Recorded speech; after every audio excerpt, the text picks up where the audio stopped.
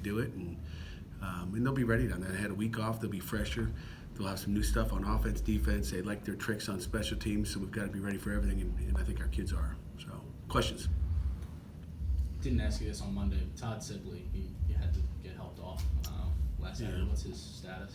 We'll Jerry, you tell me what the status is. He's his own man. I can't answer for him. I mean, John, we'll look and see. It's not. Is it not? He's not out for the year. Okay. He'll be okay. But do you see your running game? He's running today. Do you see your running game, taking off or not taking off, but getting better after what you did on Saturday? I do. Again, Sibley was a big part of that too. I liked what I saw in him. He's big, physical, and he was running hard and running with a little bit of an attitude and confidence. So I liked what we saw in him. And AJ is good. And, again, Valik ran with a different attitude as well. So I think it's coming along. Again, we got a couple extra linemen that can sub in and help us out as well. So I think that's a positive. Keep some guys fresh.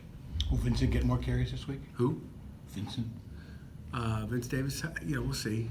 We'll see. I'd like him to. Pat, you talked about mentality for Carter but he's not the biggest guy, and you were running him between the tackles a lot and that's something you're working on. Is there ever a party that's like he's worried about that size being? Yeah, I mean, he might not be our, he might not be our short yardage back, but he's a guy we can, I like what he does in there because let me tell you, you can run on the outside and go, but if he hits a hole inside, it's just a matter of time before he hits one and it's gone. Because if he hits one and there's, if there's some holes that look like Quadri Olson had, last week and last year and Darren Hall had, he's going to be gone. Now, is he going to break 1 million tackles? But I do like how physical he was, regardless of his size. There's a lot of guys that size in the NFL that run hard. He's starting to figure it out. It takes time to figure out how to, play with your pads down, and you can be small and still be physical. That's what I was going to ask about. I mean, has it been a growth process for him just learning to be a tailback and play in that position? It is. It's a learning process, and and again, it's not like when you're down on scout team and he was a scout team tailback and we noticed him there a year ago and said, hey, let's give him a shot to run the football. It's because there's no responsibility. It's read a card and go. But now you're reading a 3 technique or you're reading the end. You have to fit inside the pullers, and there's more of that stuff that you really have to do. It's not like scout team. So he's learning all that, and I think every week he gets a little bit better. Are you getting the second level blocking from your offensive line that you like to have? Second level blocking for the old line. The first thing we're worried about, Jerry, is the first level. To me, if you get to the second level too quickly, then you probably didn't take care of the first level. But those guys usually are taking care of a puller or a fullback or something like that, or by formation. If you spread them out, then second level guys are out wide and away from the box. But we've done a pretty good job. You can't get them all the time. I look back, just last week with Quarterman making plays. Sometimes you can't get a hat based on the way they're aligned, and that's how we align. I mean, we don't want our backers to get blocked, and we want to be quick enough to that hole that you can't block us. Someone's accounted for it, but we're there so quick. If you get there too quick, then you turn a D tackle loose. So I know how it is on the other side of the ball. You can't always get everybody if they're lined up right, and we always talk about the backs. BYOB, right? Be your own blocker, and they have to make somebody miss too. Do you like what the unbalanced looks that the offensive line had? It were more than a few against Miami. It seemed like more than you guys have done in the past. Whether it was Ulizio and Carter on the same side, or Kenny was talking a lot about that in tempo, kind of helping. Right.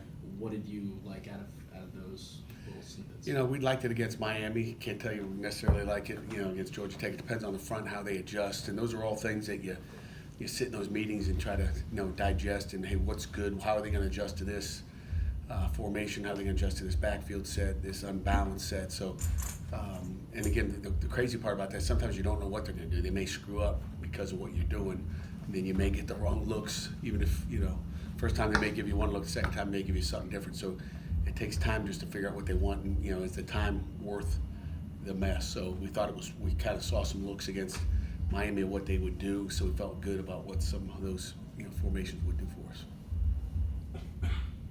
Sibley had the success taking the direct snaps. Do you feel like Davis and Carter can handle that role as well? Not as good as Sibley could. Sibley's just got a different deal. So obviously he was in there for a reason because we felt comfortable with him doing it. I mean, you don't ever feel comfortable with the tailback back there, whether it's ball handling and you know, you want to, you know, you have your guy you do it with, and you kind of keep it to that. So It seems like such an easy thing to do. Catch a snap, look ahead, and run. you would think so, Jerry. You know, but it ain't so easy. It's not so easy. Anything else? You're on the road this week, so you get to call the coin toss. You have a strategy on how to break this streak of We're like gonna 9 call games? Hales. See if they can, you know, I won't say it. We'll probably win it. Yeah, we're gonna call Hales. There's no strategy. I don't care what, you know, it doesn't matter. You know, it's just funny because I laugh at our guys all the time. They fight about heads or tails. You know, these captains do, and it's gonna be this week. I'm telling you, and you're wrong again. So we'll find out. A lot of old school coaches, even if they win the toss, will defer. Right. Do you prefer to defer? Yeah, we like to defer, but we've received all year, so it doesn't matter. Matter of fact, we did play defense once. Central Florida wanted the ball, so I think we played offense every week except Central Florida. They took the ball, which to me, when they take the ball, it just kind of tells you, okay, let's get it on. So most people defer. I don't even say old school. I think most people do. Maybe it is old school. Maybe. Joe Paterno used to Maybe. do it all the time. Yeah, I mean, we've always want to put our defense out there. And again, if you stop people, you know, which we haven't had a chance to get that really look. I guess Central Florida, I think we went 3 and out. But if you can stop them, pin them, and you give your offense a good field position. I mean, last week we started the 17-yard line. You know, we lost the field position by 205 yards last week because of turnovers and field position. And you know, a lot of times when you kick off, you can get the ball inside the 25-yard line, go 3 and out, make them punt it, get our ball, you know, get our offensive ball to 40-yard line. So it always helps. It's hard to drive a long way. I mean, those 80-yard drives are far and few behind. Did you see a different resolve from your team this week after losing a close game, and not to let it happen again? I feel like you and me are having this one-on-one conversation right now. Yeah, let's get rid of all these other guys. Yeah. I feel good with where our team is. I think our kids are good. I think they're upset and ready to go. And I like an angry team. You know, I don't like a happy team. So. Peggy joked when we sat down about being superstitious. I'm just sort of curious, are you superstitious? Well, you know, EJ didn't have to remind me that he wasn't here. I can tell you that. I was kind of getting ready to walk in here. I was showing EJ a video, and I was like, you know what? Jerry wasn't here last week. He had something he had to go run down, you know, the city. Just unacceptable. Tell your boss too. Don't do that. But is I am that- superstitious. Yeah, I'm superstitious with a lot of things. Well, what do you do? What do you do with the coin flip then? I mean, have you tried I don't care. about breaking the coin chicken toss. bones or? No, the coin toss doesn't. I don't care about the coin toss.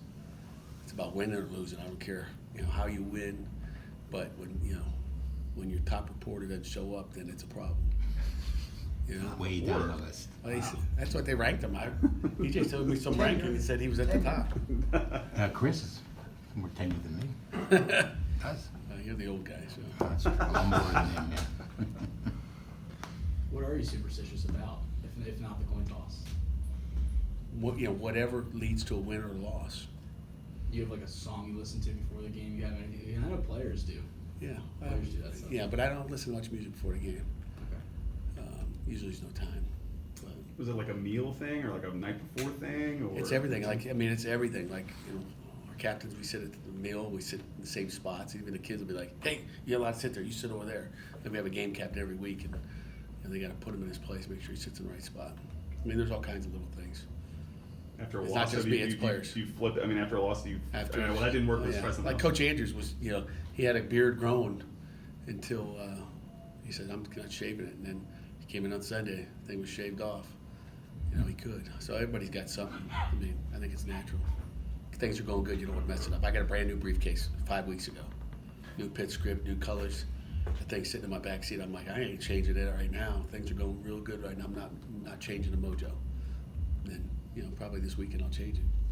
It's time. Suitcase probably cost a lot of money. You should use it. It was a briefcase, but A briefcase. Yeah, doesn't matter. Got another one. It's okay, but it was winning. So little stuff like that. I think everybody has that. I think there's a coach in the country. If we keep talking, we'll probably find some more stuff. But my briefcase does need cleaned out. It's like your wife's purse. It's a mess. Like my desk. Anything else? That's it. All right, guys.